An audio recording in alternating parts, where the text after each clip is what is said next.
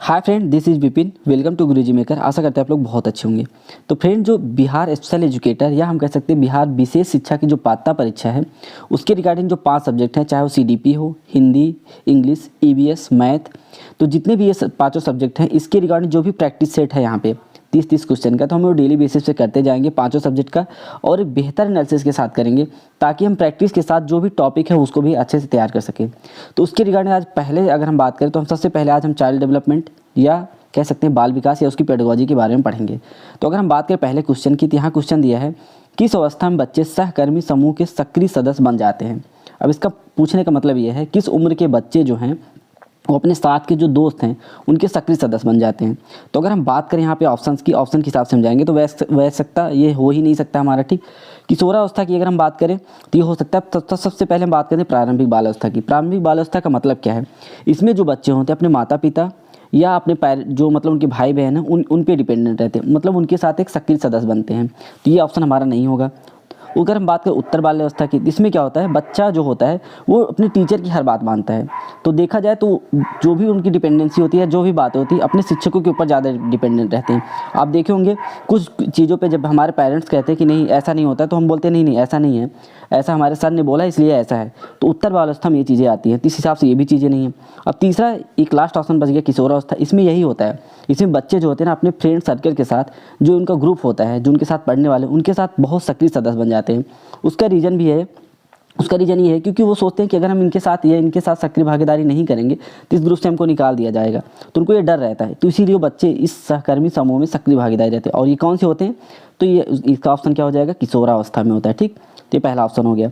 इसी तरह अगर हम आगे बढ़ें दूसरे अपने क्वेश्चन पे, तो यहाँ पे दिया है कि आलोचनात्मक विकास कार्य किशोरावस्था है, मतलब इसमें किशोरावस्था में कौन कौन से कार्य होते हैं, ठीक। आपको ऑप्शन दे के समझना होगा। पहला, सामाजिक क्षमता बढ़ जाती है, नो डाउट सामाजिक क्षमता बढ़ती है हमारी किशोरावस्था में। दूसरा, अगर हम बात करें वयस्क शरीर का विकास, एक मतलब जो हमारा शरीर जो है उसका डेवलपमेंट होता है, तो ये भी ऑप्शन हमारा सही है। तीसरा, अगर बात करें यौन परिपक्वता प्राप्त करना, इसमें भी ये चीज़ें आती हैं, जब हम लोग बड़े होते हैं तो हमारी मतलब मूछें निकल आती हैं, या लड़कियों का मतलब फिजिकल डेवलपमेंट हो जाता है, तो यौन परिपक्वता प्राप्त करना ये भी होता है। उसके बाद चौथा क्या है, परिपक्व चिंतन और योजना प्राप्त करना, तो ये ऑप्शन भी हमारा सही होगा। तो जो मतलब हम एक अच्छी तरह से थिंकिंग डेवलपमेंट कर पाते हैं या किसी काम को लेकर हम एक योजना बना पाते हैं, तो ये कब होता है, जो हमारा किशोरावस्था में होता है। तो क्या हो गया यहाँ पे ऑप्शन हमारे उपरोक्त सभी हो जाएंगे, ठीक। आई थिंक चीज़ें आपको आसान लग रही, समझ में भी आ रहा होगा, ठीक। अब हम आगे बढ़ते हैं। यहाँ पे हमारा तीसरा क्वेश्चन ये कह रहा है कि मूल्यांकन किसी भी सामग्री या विषय के शिक्षण के पहले आयोजित किया जाता है। तो मतलब ऐसा कौन सा मूल्यांकन है जो पढ़ाने से पहले आयोजित किया जाता है। अगर हम योगात्मक की बात यहाँ पे करें ऑप्शन के हिसाब से, तो योगात्मक कब होता है हमारा, जब हमारा कोई सिलेबस खत्म हो जाता है तो हम लास्ट में जो करते हैं, तो ये तो हमारा होने से रहा, ये भी हम ऑप्शन हमारा गलत हो गया। संरचनात्मक की बात करें तो जब हम मतलब बच्चों को शिक्षा दे रहे होते हैं उसके दौरान ये चीज़ें चलती है, तो ये भी नहीं हो सकता। औपचारिकता जैसी कोई चीज़ है नहीं, तो चौथा हमारा प्रारंभिक हो जाएगा। वैसे भी आप समझ सकते हैं कि पढ़ाने से पहले अगर कोई चीज़ आयोजित किया जा रहा है तो कौन सा मूल्यांकन होगा, प्रारंभिक मूल्यांकन होगा, ठीक। तो आई थिंक ये चीज़ समझ में आ गई होंगी। अब हम आगे चलते हैं अपने अगले क्वेश्चन पे। इस क्वेश्चन की बात करते यहाँ पे ये कहा गया है कि एक प्रगतिशील कक्षा में, अब प्रगतिशील का मतलब एक अच्छा खासा इन्वायरमेंट वाला एक कक्षा है, ठीक। उसमें कहा है कि शिक्षण अधिगम की प्रक्रिया के दौरान शिक्षार्थियों का मूल्यांकन। तो एक प्रगतिशील कक्षा है, उसमें शिक्षार्थियों का मूल्यांकन कब करना है, जब शिक्षण प्रक्रिया हो रहा है, तो कैसे आप करेंगे, ठीक। तो अगर हम पहले ऑप्शन की बात करें यहाँ पे, तो क्या दिया, माता पिता को प्रतिक्रिया देने के उद्देश्यों के लिए उच्च, निम्न और गैर प्राप्तकर्ताओं की पहचान करने के लिए सहायक होता है। तो आप ये बताइए, एक क्लास में एक अच्छी क्लास है, एक प्रगतिशील कक्षा है, उसमें आप अगर अधिगम मतलब करा रहे हैं बच्चों को या पढ़ा रहे हैं, तो उसके दौरान जो भी चीज़ आप बता रहे हैं तो इससे कोई लाभ होगा, माता पिता के उद्देश्यों का उच्च निम्न का कोई पालन करना, ऐसा कुछ नहीं होगा, ठीक।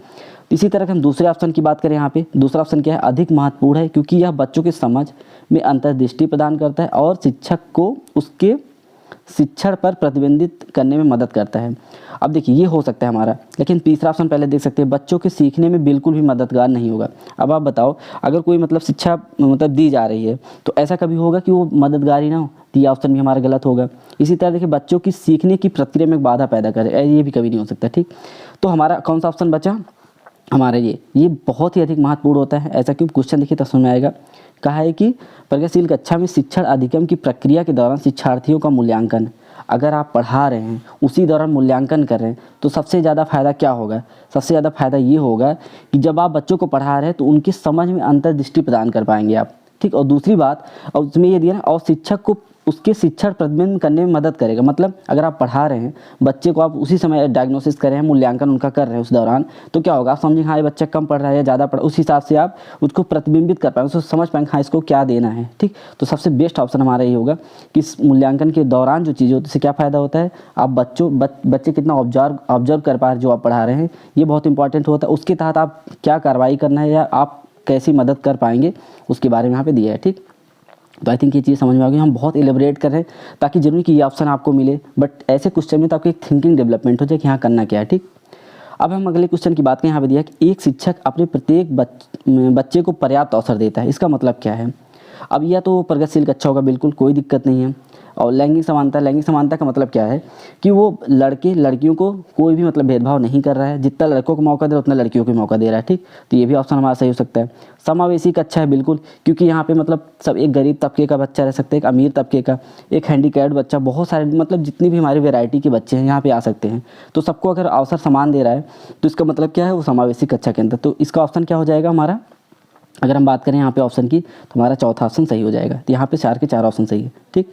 अब हम चलते हैं अपने अगले क्वेश्चन पे, जहाँ पे दिया कि पाठ्यक्रम छात्रों की आवश्यकताओं, अनुभवों, रुचियों और क्षमता पर केंद्रित होता है।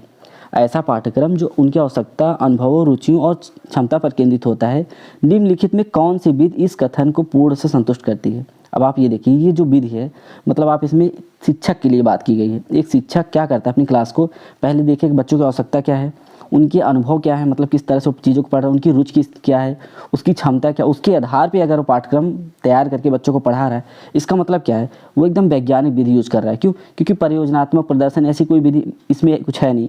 अब वैज्ञानिक विधि का मतलब क्या है, वो बच्चों की सारी चीज़ों को देख रहा है, कैसे, आवश्यकताओं को देख रहा है, अनुभवों को, रुचियों को, क्षमता, मतलब हर एक चीज़ को देख के एनालिसिस करने के बाद चीज़ों को पढ़ा रहा है। तो इस विधि को आप कौन सी विधि आप कह सकते हैं, वैज्ञानिक विधि कह सकते हैं, ठीक। तो ये किसके लिए होती है, ये शिक्षक के लिए होती है, इसमें मतलब बच्चों का कोई रोल नहीं होता है। अब हम बात करेंगे अपने अगले क्वेश्चन पे। ये तो सीधा मतलब एक नॉर्मल क्वेश्चन जिसको देख के आप आसानी से कर सकते हैं। इसमें क्या पूछा गया, निम्नलिखित में से किसने प्राथमिक मानसिक क्षमताओं को प्रतिपादित किया है? या आपसे डायरेक्टली क्वेश्चन ये भी पूछा जा सकता है कि कौन ऐसा जिसने पीएमए को प्रतिपादित किया था। पीएमए का मतलब होता है कि प्राथमिक मेंटल एबिलिटी, ठीक। या पीएमए इसको किसने दिया था, थर्स्टन दिया था। इसको ज़्यादा समझने की जरूरत नहीं क्योंकि ये कॉन्सेप्चुअल है, इसको देख के आप आगे बढ़ सकते हैं, ठीक। अब हम आगे बढ़ते हैं इस क्वेश्चन पे, इसको बहुत अच्छे समझेंगे। इसमें क्या दिया कि नैतिक विकास के किस चरण में बच्चे नैतिक निर्णय इस बारे में आत्महित और विचार पर आधारित होते हैं कि अन्य लोग के बदले में उनके लिए क्या कर सकते हैं। अब इसका मतलब क्या है, नैतिक विकास का सिद्धांत जो है किसने दिया था, पहले कोहलबर्ग ने दिया था, इतना जान गए। और उसमें ये कहा है कि बच्चे जो नैतिक निर्णय लेते हैं कब लेते हैं, आत्महित में, मतलब अपने हित में। कब? जब अन्य लोग उसके बदले क्या कर रहे हैं, मतलब वो जब अपने हित में कोई निर्णय लेते हैं और ये सोचते हैं कि अगला इंसान क्या सोच रहा है, तो वो किस अवस्था में हो गया, किस चरण में हो गया, यहाँ पे दिया है। तो कोहलबर्ग का जो नैतिक सिद्धांत है 3 स्तर था उसका, 1 2 3 स्तर में, हर स्तर में 2 2 चरण थे। पहले चरण की अगर बात करें तो वहाँ पे क्या था, आज्ञाकारिता और दंड का अभिविन्यास। इसका मतलब क्या था, आज्ञाकारिता मतलब बच्चा जो है आपके डर से या किसी मतलब आपकी आज्ञा पालन करने के लिए कोई काम करेगा, ये पहले चरण में आता है। दूसरे चरण की बात करें, यहाँ पे दिया गया है, दूसरे चरण की बात करें अगर यहाँ पे तो क्या है, व्यक्तिवाद और परिवर्तन। व्यक्तिवाद परिवर्तन मतलब उसमें क्या होता है, टिट फॉर टैट। बच्चे को आप जैसे ट्रीट करो वो भी आपके साथ करे, आप उसको मारोगे वो भी मारने की कोशिश करेगा, आप उसको अपना सामान दोगे वो भी सामान देगा, ठीक। तो ये दूसरा होता है। तो इस हिसाब से ये दोनों ऑप्शन हमारे होंगे नहीं, ना हमारा पहला होगा ना ये लास्ट वाला होगा। अब हम आगे बढ़ते हैं अपने तीसरे चरण, इसमें दिया नहीं। तीसरे चरण में क्या होता है, good boy and bad girl, ठीक, बैड बॉय। इसमें क्या होता है, बच्चा हमेशा अच्छा, दूसरों की नज़रों में अच्छा बनना चाहता है। जैसे वो बाहर निकलता है तो ये सोचता है कि मेरे कहीं कुछ तो लगा है तो नहीं, मेरा बाल ठीक, मेरे कपड़े ठीक है नहीं, ठीक, इस अवस्था में होता है। तो वो कौन सा होता है, एक अच्छा लड़का या अच्छा लड़की बनने के अवस्था में होता है। तो तीसरा चरण होता है।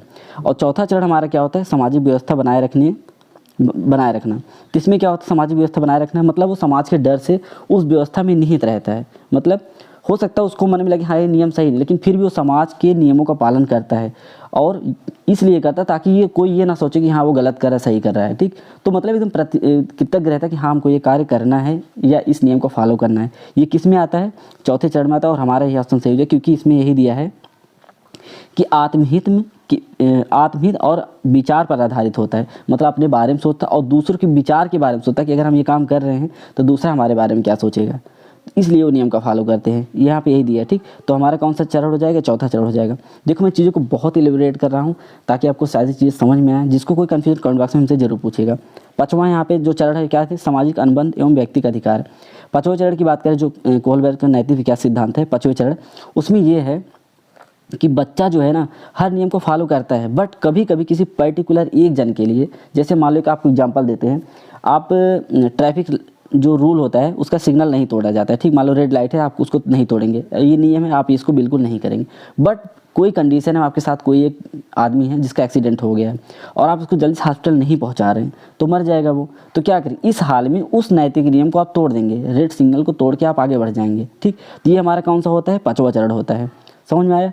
तो और छठे चरण की अगर हम बात करें जो आखिरी चरण है, उसमें क्या है, सार्वभौमिक सिद्धांत होता है। कौन सा ऑप्शन सही हो जाएगा, चौथा ऑप्शन सही हो जाएगा, ठीक। अब हम अगले बढ़ते हैं अपने अगले क्वेश्चन पे। इसमें क्या दिया है, विकास एक कभी ना खत्म होने वाली प्रक्रिया है, मतलब इसका सीधा मतलब है अगर कभी खत्म नहीं हो रहा तो मतलब लगातार चल रही है।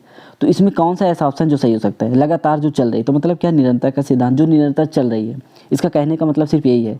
तो आपको यहाँ पे समझना होगा निरंतर सिद्धांत, इसमें और कुछ आपको ध्यान नहीं देना। अब देखो, आनुवंशिकता और पर्यावरण विकास के लिए जिम्मेदार है, ना कि इस सेंटेंस को मतलब ये दिखा रहे हैं कि हाँ ऐसा कुछ, क्योंकि यहाँ पे दिखा है ना, विकास एक कभी ना खत्म होने वाली प्रक्रिया, मतलब लगातार चलने वाली। तो कौन सा यहाँ पे सिद्धांत होगा, निरंतरता का सिद्धांत होगा।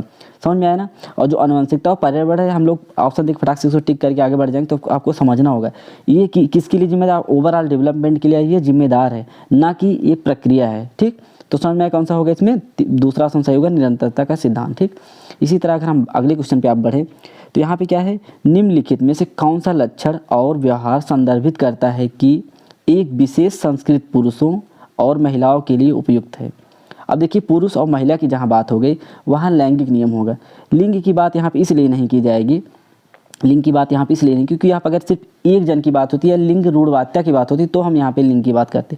बट यहाँ लैंगिक बात है, मतलब पुरुष की जो संस्कृति है, महिलाओं की संस्कृति का मतलब क्या है, जैसे पुरुष बाहर काम करेंगे, महिला अंदर काम करेगी, ये संस्कृति बन गई है। तो ये क्या है, एक तरह से लैंगिक चीज़ें है ना, उसको डिफाइंड कर दिया गया कि हाँ, लड़का जो है वो व्हाइट शर्ट ही पहनता है, लड़कियाँ पीला कपड़ा मतलब गुलाबी कपड़ा पहनती हैं। या कोई अगर हम लोग देखते हो मजाक हम लोग कह दिया था कि एक लड़का गुलाबी पहना है या गुलाबी स्वेटर पहन लेता है, ये तो लड़कियों वाला कलर है, ठीक। तो इस तरह की जो थिंकिंग होती है वो लैंगिक थिंकिंग होती है, लैंगिक रूढ़वादिता जिसको बोलते हैं, ठीक। तो हमारा कौन सा ऑप्शन सही हो जाएगा, लैंगिक, ठीक। यहाँ पे समरूपता बिल्कुल नहीं होगा, क्योंकि जहाँ संस्कृति अलग अलग हो गई उपयुक्त करने के लिए, तो हमारा समरूपता का कोई चांस ही नहीं और अभिविन्यास का भी कोई चांस नहीं। तो हमारा कौन सा ऑप्शन सही हो जाएगा, लैंगिक, ठीक। अब हम आगे बढ़ते हैं अपने, जैसे यहाँ पे क्वेश्चन दिया है कि एक प्रगतिशील कक्षा में व्यक्तिक अंतर मतलब कि इंडिविजुअल डिफरेंस, ठीक, को इस प्रकार देखना चाहिए। किस प्रकार देखना चाहिए, पहला, शिक्षक की ओर विफलता। अब ये बताओ, अगर वो कोई शिक्षक है अपने क्लास के एक स्टूडेंट के बारे में सोच रहा है, व्यक्ति भिन्नता का मतलब ये है कि हर एक स्टूडेंट के बारे में सोच रहा है, क्योंकि हर एक स्टूडेंट का सोचने का, पढ़ने का, समझने का तरीका अलग अलग होता है। तो व्यक्तिक भिन्नता का ही मतलब हो गया। तो उस हिसाब से अगर वो बच्चों को देख के शिक्षा दे रहा है तो क्या शिक्षक की ओर विफलता है, बिल्कुल गलत। ये हमारा ऑप्शन बिल्कुल गलत हो जाएगा। दूसरे ऑप्शन की अगर बात करें तो अधिगम की प्रक्रिया में बाधा। अगर वो हर एक बच्चे के हिसाब से शिक्षा प्रोवाइड कर रहा है तो इसमें अधिगम में बाधा आएगी, बिल्कुल नहीं, बल्कि और अच्छी शिक्षा मिलेगी। तो ये क्या हो, ये भी हमारा गलत हो जाएगा। पहले ऑप्शन की अगर हम बात करें यहाँ पे, तो कहा क्षमता आधारित समूह बनाने के लिए मापदंड।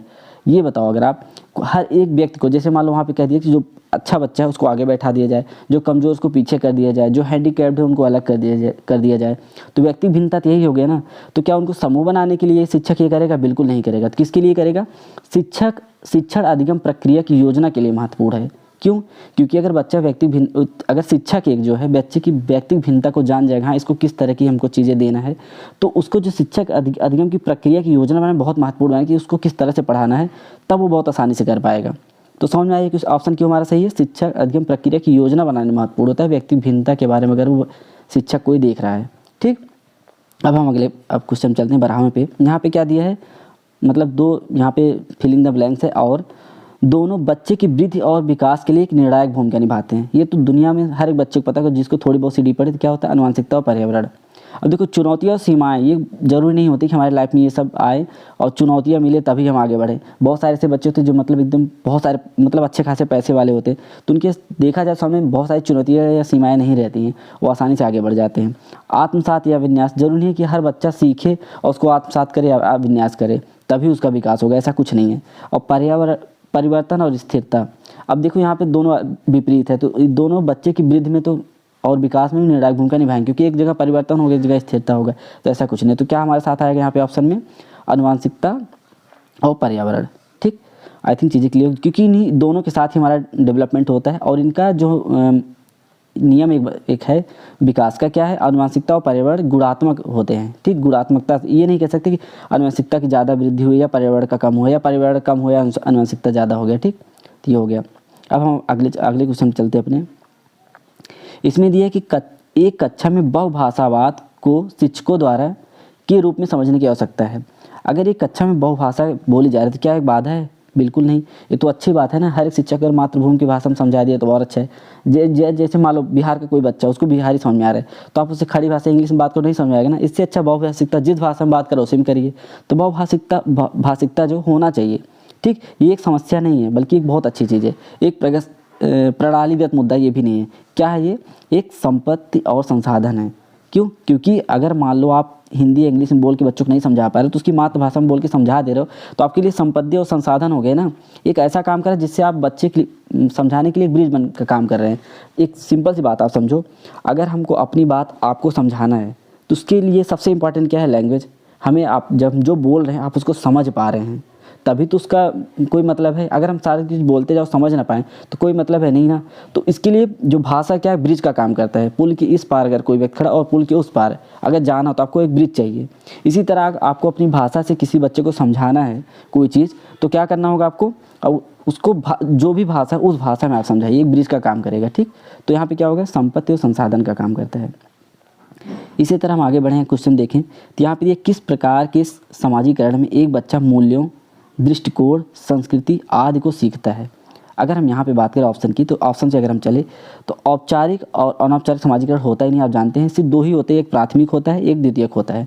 तो ये दोनों ऑप्शन हमारे गलत हो गए। प्राथमिक द्वितीयक के बारे में अगर हम समझें तो प्राथमिक में होता क्या है? प्राथमिक में क्या होता है? बच्चा जो है घर पे अपनी चीज़ों को सीखता है, घर पे अपने आस पड़ोस से चीज़ों को सीखता है। क्या सीखता है? मूल्यों को। मूल्यों को मतलब किसका कितना सम्मान करना चाहिए या किसके साथ कैसे रहना चाहिए। अपने दृष्टिकोणों को सीखता है, संस्कृतियों को सीखता है, किस तरह का कल्चर है, किस भगवान की पूजा करना है, कैसे क्या, ये सब कहाँ से सीखता है? प्राथमिक समाजीकरण में सीखता है ना। और द्वितीयक में क्या होता है? वो अपने कौशलों को जाके बाहर सीखता है, घर से बाहर जाके कौशलों को सीखता है। द्वितीयक समाजीकरण का सिर्फ और सिर्फ मतलब इतना है। मतलब इन सब चीज़ों के अलावा जितनी भी चीज़ें बचती हैं वो किस में सीखता जाके? द्वितीयक में सीखता है। तो हमारा ऑप्शन यहाँ पे कौन सा सही हो जाएगा? प्राथमिक। समझ में आया? तो हमारे यहाँ पे कौन सा ऑप्शन सही हो जाएगा? प्राथमिक। अब हम चलते हैं अपने अगले क्वेश्चन पे। यहाँ पे क्या है? श्रवण दोष वाले बच्चे के साथ व्यवहार करने के लिए निम्नलिखित में से कौन सा कदम उठाया जा सकता है? एक बच्चा है श्रवण दोष मतलब जिसको सुनने में दिक्कत है, उसके साथ किस तरह का व्यवहार करना चाहिए?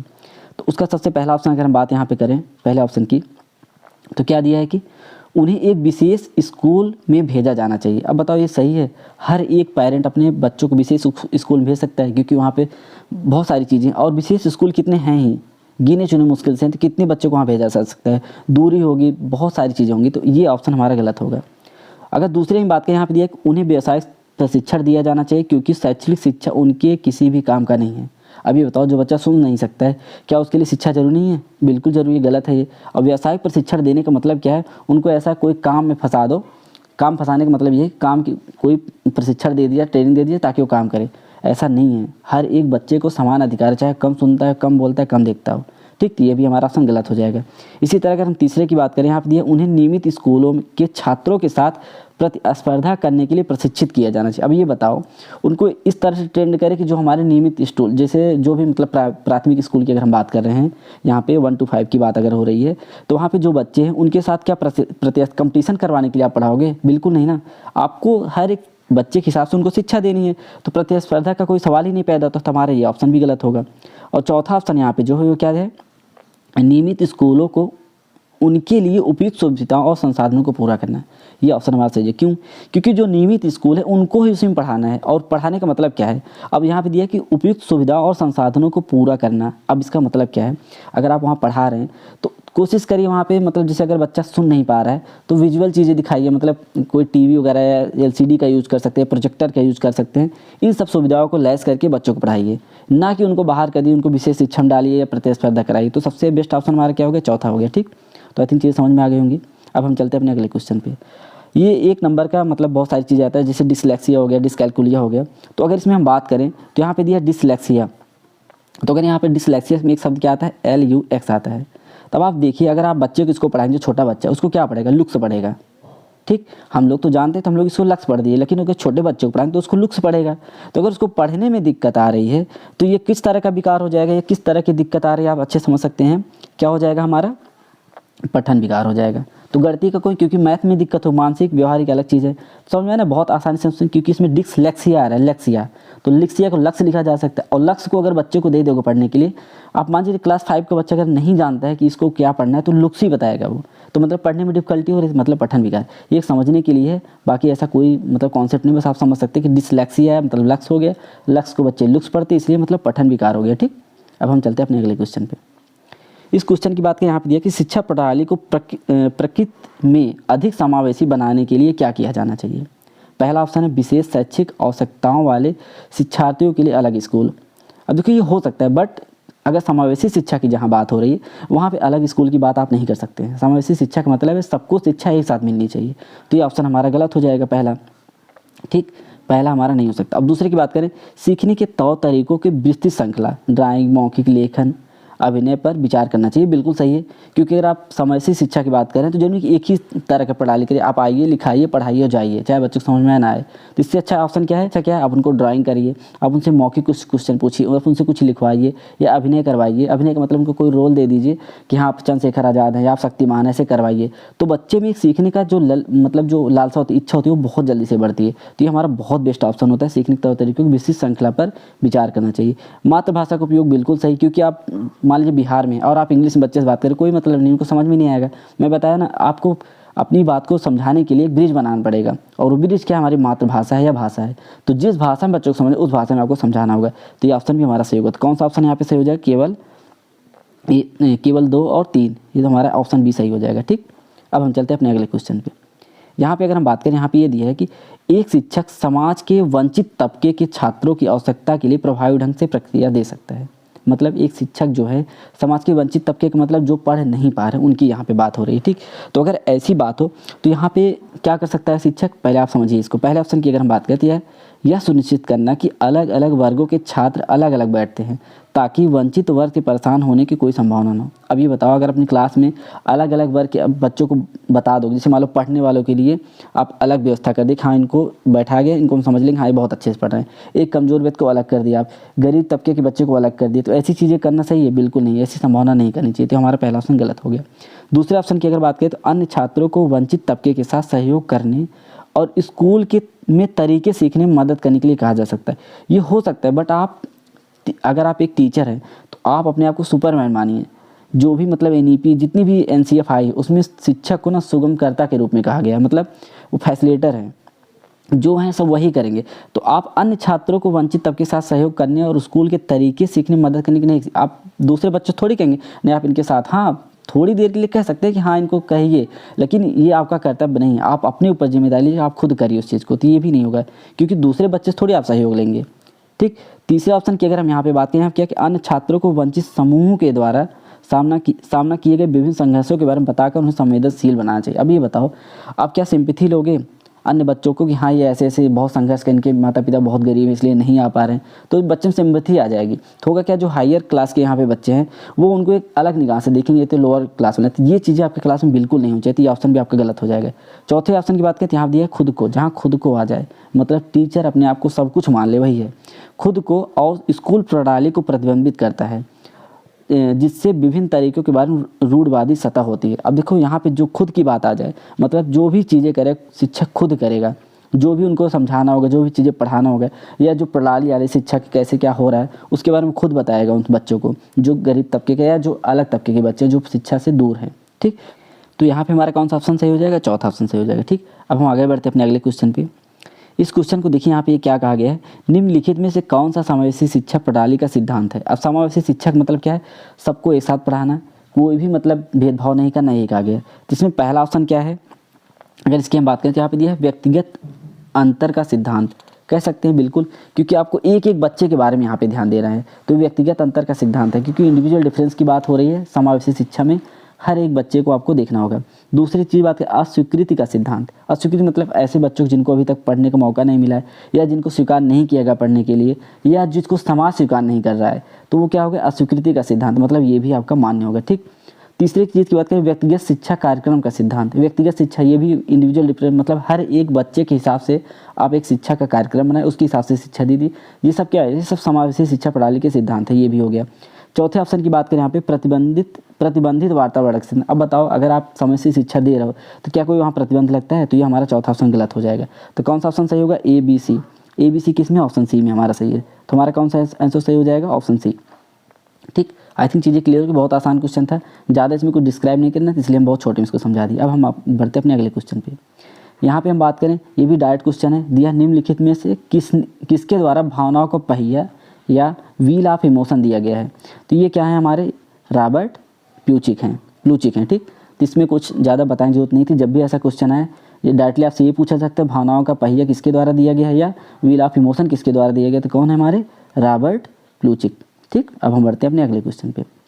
यहाँ पे क्या दिया है, अब देखिए यहाँ पे एक थोड़ा सा कॉन्सेप्ट जो आप समझेंगे अच्छे से, यहाँ पे दिया है, अब ऑप्शन नहीं लेकिन यहाँ पे दिया को व्यक्तित्व के नीतिपरक नैतिक संसाधन के रूप में भी जाना जाता है।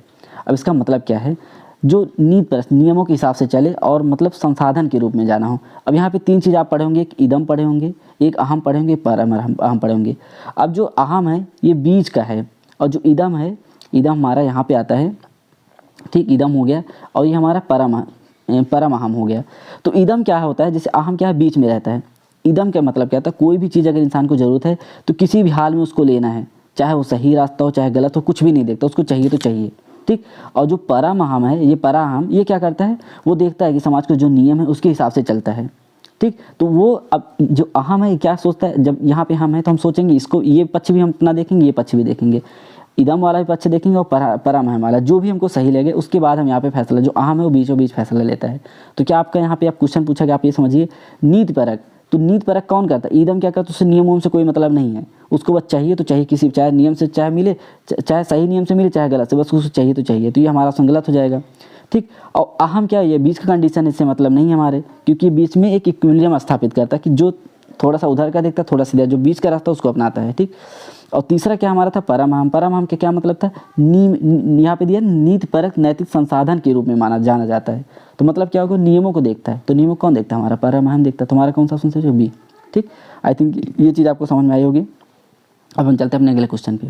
यहाँ पे क्या दिया है, निम्नलिखित में से कौन अपने सिद्धांत में वाइगोत्स्की द्वारा प्रस्तुत किए गए मचान की अवधारणा को सही ठहराता है। अब आप ये देखिए, वाइगोत्स्की ने क्या कहा था, कोई बच्चा एक है, ठीक, अब मानते हैं उसका समझने का दायरा इतना है। ठीक, मान लो एक ये लेवल है और बच्चा सिर्फ इतने में समझ पा रहा है, या मानते हैं जैसे मान लो इतनी दूर तक जा पा रहा है, इसके बाद नहीं जा पा रहा, तो इसके आगे जाने के लिए उसको आपको थोड़ा सा हेल्प देना होगा, या शिक्षक थोड़ा मार्गदर्शन कर दे, या सिंपली समझ लीजिए इतना दूर मतलब समझ लो उसको 1 से लेकर 10 तक पढ़ा आ रहा है मान लो, और 11 का नहीं आ रहा है, तो अगर यहाँ पे शिक्षक थोड़ा सा मार्गदर्शन दे देता है या किसी की हेल्प से बच्चा आगे बढ़ जा रहा है, तो उसको क्या बोलते हैं, स्कैफोल्डिंग बोलते हैं, या प्राण बोलते हैं, ढांचा बोलते हैं। ठीक, जो भी हिंदी में बहुत सारे शब्द हैं, बट इंग्लिश में क्या, स्कैफोल्डिंग, या थोड़ी सी हेल्प लेता है। तो किसके द्वारा ये कहा गया, वाइगोत्स्की द्वारा कहा गया। इसमें कौन सा ऑप्शन है जो शिक्षकों द्वारा हेल्प लिया है, चौथा ऑप्शन सही होगा। तो ये सब कोई मतलब नहीं है। ठीक, तो इसमें कौन सा ऑप्शन सही होगा, चौथा। समझ में आया होगा आपको अच्छे से। फिर से एक बार समझ लीजिए क्या था, वाइगोत्स्की ने जो नियम बोला है जोन ऑफ प्रॉक्सिमल डेवलपमेंट का, उसमें होता क्या है, मान लो बच्चा यहाँ तक कोई चीज़ सीख रहा है, मान लो जैसे 1 से लेकर 100 तक उसको गिनती आ गई, अब उसको 101 आगे समझ में नहीं आ रहा कैसे क्या होगा, तो अगर आप वहाँ थोड़ा सा कोई हिंट दे दे और 1 से फिर वो आगे बढ़ जाए, अच्छा 101 होता है, फिर 102 होता है, फिर 103 होता है, वो आगे चीज़ों कर पा रहा है, किसकी वजह से कर पा रहा है, जो उससे थोड़ा जानकार हो, या किसी शिक्षक से थोड़े से हिंट की वजह से अगर वो हो पा रहा है, तो क्या हो गया, उसको स्कैफोल्डिंग बोलते हैं। तो ये कौन सा ऑप्शन में आपको दिख रहा है, चौथे ऑप्शन दिख रहा है। कौन सा ऑप्शन सही हो जाएगा हमारा, शिक्षक से थोड़ा सा मार्गदर्शन उसको मिल जाए।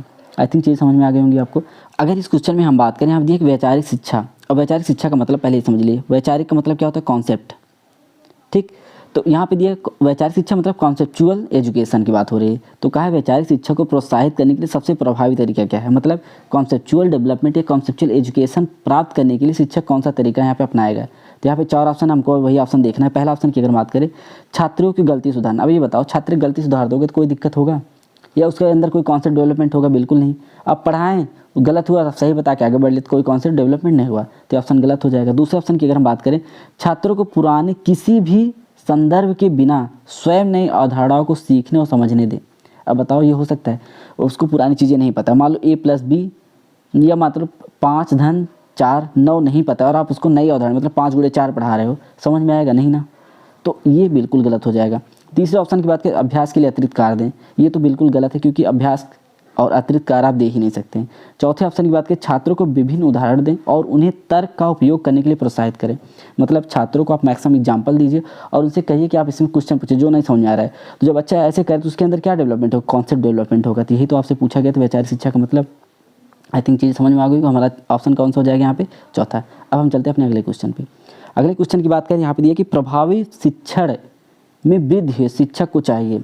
अगर प्रभावी शिक्षण देना है तो शिक्षक को क्या चाहिए? पहला ऑप्शन की बात करें तो शिक्षक की वह विधि अपनाएं जिसमें अधिकतम संख्या में इंद्रियों का उपयोग किया जाता है। ये ऑप्शन बहुत अच्छा है और ये सही है। क्यों? क्योंकि यहाँ पे दिया कि अधिकतम इंद्रियाँ कितनी होती? 5 होती है, जिसे हम देख सकते हैं, सुन सकते हैं, बोल सकते हैं और महसूस कर सकते हैं और स्वाद ले सकते हैं। तो अगर आप सिर्फ और सिर्फ बच्चे को बोल रहे हैं और बच्चा सुनेगा तो उसकी एक इंद्रिय काम हो रही है, लेकिन आप उसको लिखा भी रहे हैं और पढ़ा भी रहे हैं तो क्या होगा? बच्चा देख भी रहा और सुन भी रहा है। ठीक। तीसरा क्या है? आप बच्चे को उसको महसूस भी करा दीजिए, 3 इंद्रिय का काम हो गया। चौथा क्या है?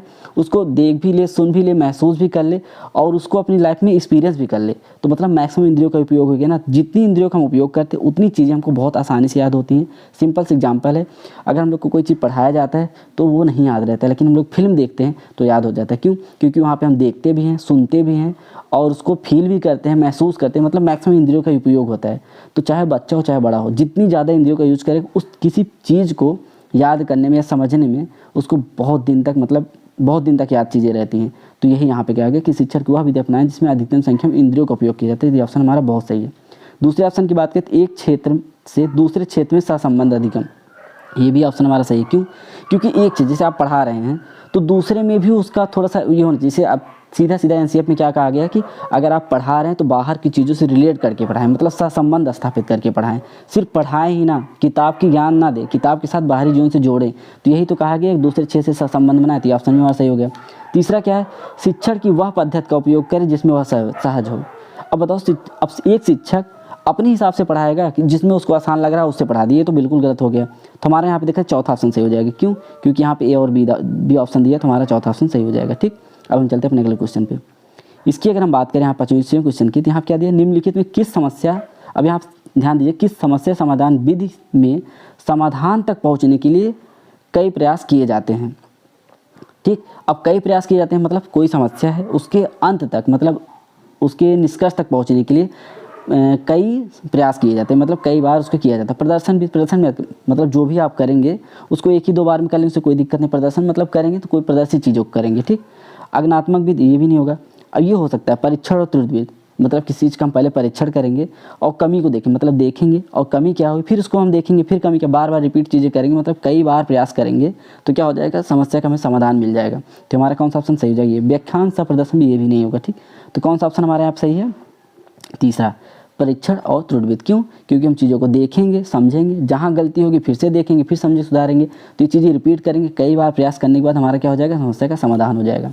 तो आई थिंक चीज़ समझ में आ गई। हम आगे बढ़ते हैं अपने 26वें क्वेश्चन की अगर बात करें। यहाँ पे क्या दिया है कि अधिगम के लिए प्रेरणा को बनाए रखा जा सकता है। अधिगम के लिए प्रेरणा को कैसे बनाया जा सकता है? सिंपल सा मतलब ये है, अगर बच्चे को आप पढ़ाना हो, अधिगम देना हो, कुछ भी करना, तो प्रेरणा को कैसे बनाएंगे? क्या करेंगे आप? बच्चे को बहुत आसान काम देंगे। ये होगा? बिल्कुल नहीं। आप आसान काम देंगे, बच्चा कुछ दिन सीखेगा बस बाकी उससे कोई प्रभाव से नहीं होगा। ठीक है। दूसरे ऑप्शन की अगर हम बात करें तो क्या यहाँ पे दिया कि रटन स्मरण, जहाँ रटन स्मरण आ जाए हमारा ऑप्शन गलत हो जाएगा।